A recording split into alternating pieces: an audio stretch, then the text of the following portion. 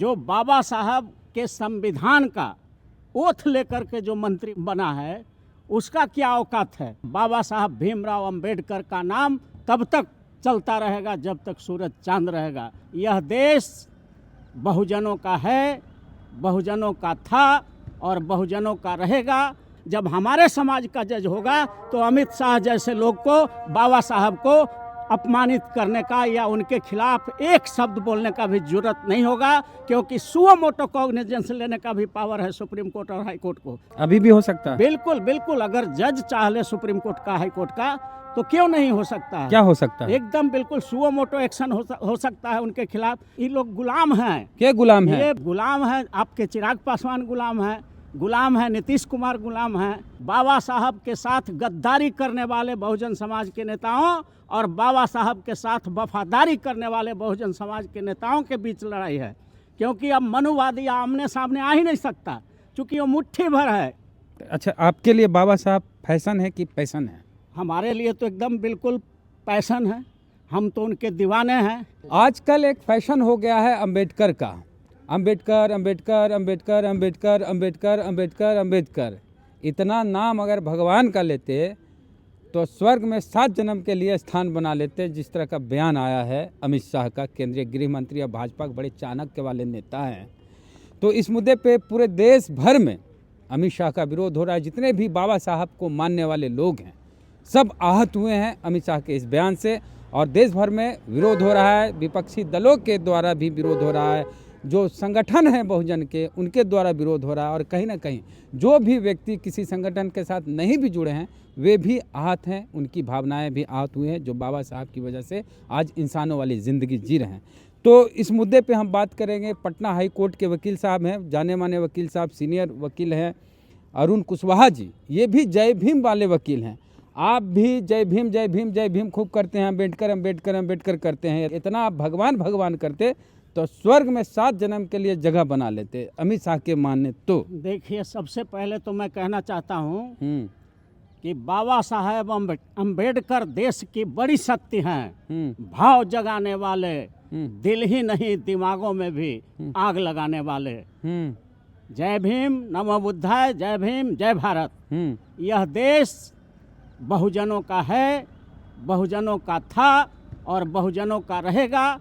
और जब तक यह देश 90% बहुजनों का है तब तक बाबा साहब भीमराव अंबेडकर का नाम तब तक चलता रहेगा जब तक सूरज चांद रहेगा। इसलिए ये लोग जो बाबा साहब के संविधान का ओथ लेकर के जो मंत्री बना है उसका क्या औकात है। उनका कलम से लिखी हुई एक लाइन को पढ़ करके वो मंत्री बनता है, अगर वो न पढ़े तो वो मंत्री बन ही नहीं सकता है।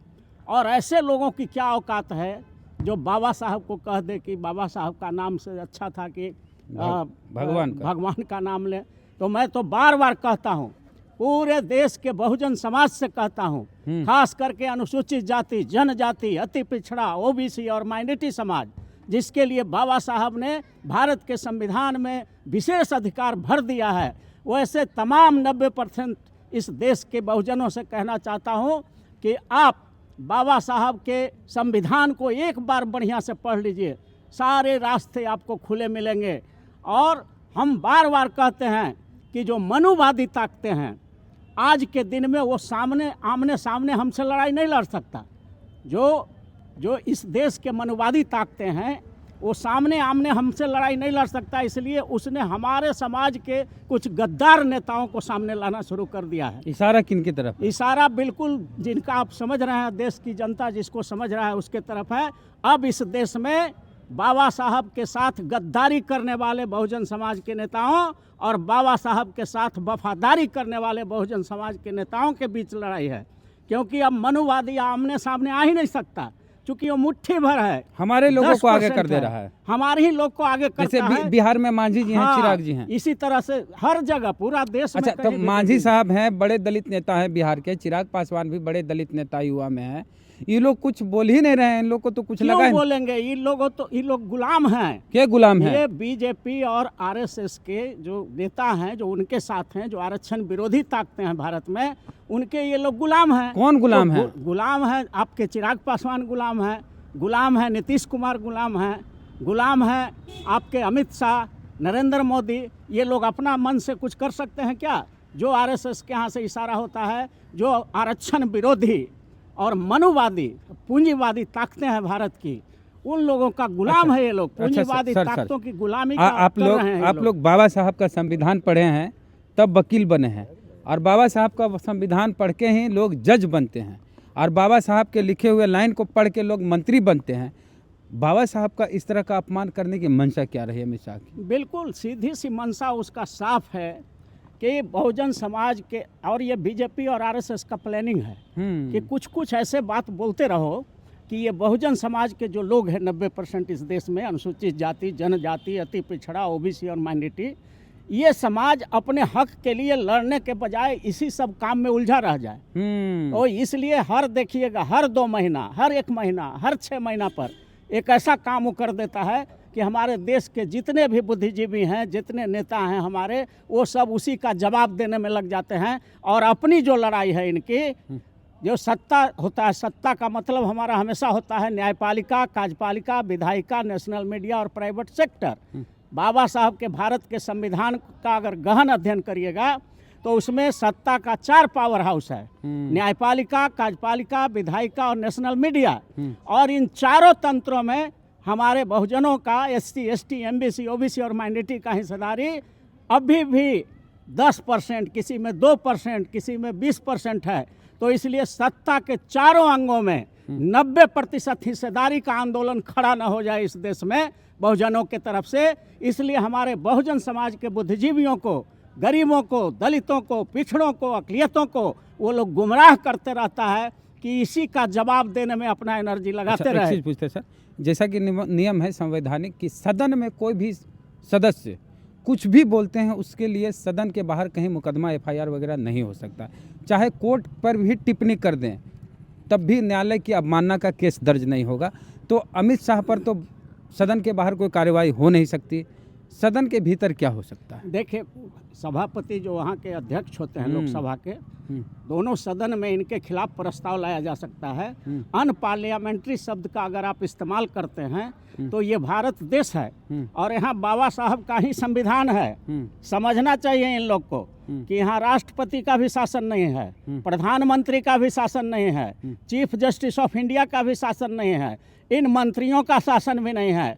यहाँ रूल ऑफ लॉ है, कानून का राज है, और कानून का उल्लंघन जो भी व्यक्ति करेंगे, चाहे वो राष्ट्रपति हों, प्रधानमंत्री हों, चीफ जस्टिस ऑफ इंडिया हों, कोई जज हाई कोर्ट का हो, या कोई मिनिस्टर हो केंद्र का या राज्य का, अगर असंवैधानिक काम करेंगे तो उन सब पर मुकदमा हो सकता है। सिर्फ ज़रूरत पड़ती है सैंक्शन की, तो वो लोकसभा के अध्यक्ष से सैंक्शन, और उस पर सुप्रीम कोर्ट का बहुत सा निर्णय भी आ गया है कि आप केस फाइल कर सकते हैं, सैंक्शन बाद में भी किसी स्टेज में लिया जा सकता है, सदन के भीतर। हाँ बिल्कुल, सदन के भीतर के कार्रवाई पर भी अगर अनपार्लियामेंट्री शब्द का इस्तेमाल किया जाता है या कोई आईपीसी का ऑफेंस किया जाता है या किसी भी क्राइम को आप अंजाम देते हैं अंदर में, तो एफआईआर होगा और सैंक्शन लेना होता है। लेकिन सैंक्शन अब सुप्रीम कोर्ट कह दिया है कि sanction can be obtained and any stage of the case, बाद में भी लिया जा सकता है, केस तो लॉन्च हो ही सकता है। अच्छा, एक चीज़ ये अलग बात है कि अब यहाँ तुलना हो गई भगवान की और अम्बेडकर की।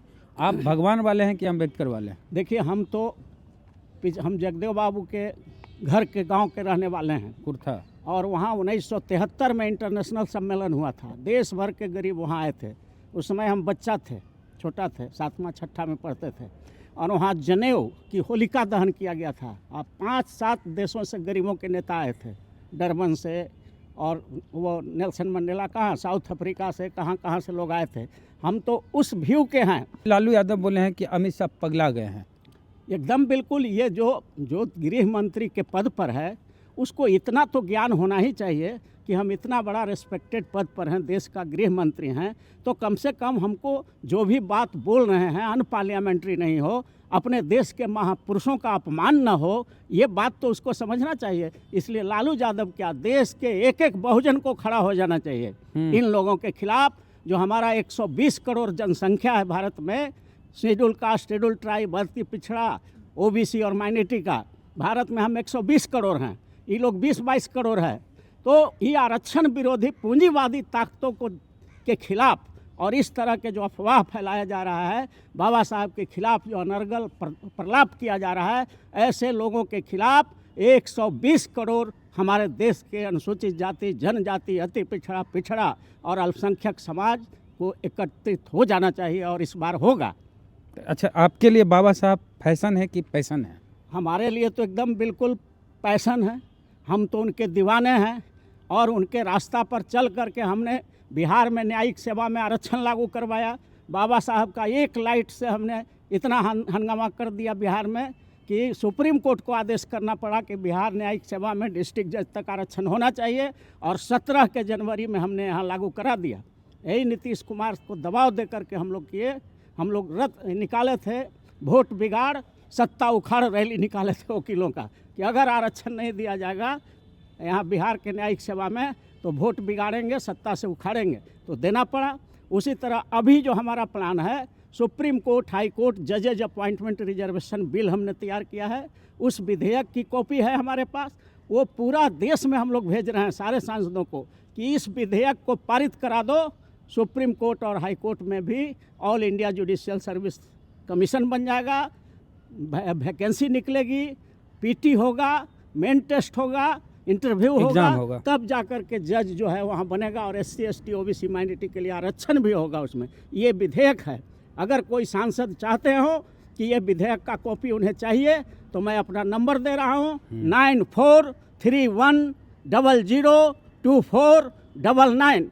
इस पर आप हमसे संपर्क करिए, हम आपको इस विधेयक का कॉपी भेज देंगे और आप पार्लियामेंट में इसको उठाइए। और आम बहुजन जनता से भी अपील करते हैं कि आप भी मांगिए कॉपी। हमारा फेसबुक पर भी है, Arun Kumar Kushwaha advocate Patna high court Facebook भी खोलेंगे तो उस पर विधेयक की कॉपी है, न्यायपालिका आरक्षण आंदोलन के पैड पर है। उस विधेयक को लेकर के पूरे देश में हंगामा खड़ा करिए ताकि सुप्रीम कोर्ट और हाई कोर्ट में भी SC ST MBC OBC और माइनॉरिटी का जज बने। जब हमारे समाज का जज होगा तो अमित शाह जैसे लोग को, बाबा साहब को अपमानित करने का या उनके खिलाफ एक शब्द बोलने का भी जरूरत नहीं होगा, क्योंकि सुओ मोटो कॉग्निजेंस लेने का भी पावर है सुप्रीम कोर्ट और हाई कोर्ट को।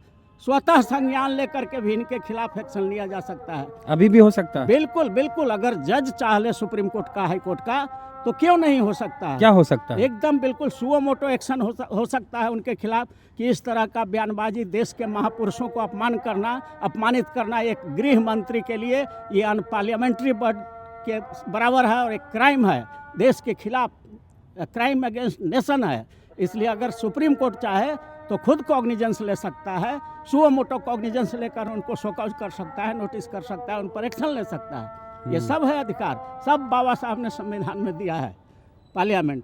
चलिए, तो अमित शाह ने जिस तरह से कहा कि अम्बेडकर अम्बेडकर अम्बेडकर अम्बेडकर जिस तरह से नाम लेते हैं, अगर उतना भगवान का नाम लेते तो स्वर्ग में 7 जन्म के लिए आपकी जगह बन जाती। तो हम कहना चाहते हैं कि जब अम्बेडकर नहीं थे तब भी इस देश में, इस दुनिया में भगवान थे, लेकिन किसी भी दलित को इंसान वाली ज़िंदगी नहीं मिलती थी। स्वर्ग तो बहुत दूर की बात है, कुत्ते बिल्ली वाली ज़िंदगी जीते थे। अम्बेडकर नहीं थे तब बहुजन समाज, शूद्र समाज के लोग, अम्बेडकर आए और बहुजन समाज, दलित समाज, पीड़ित समाज के लोगों को इंसानों वाली ज़िंदगी दिए।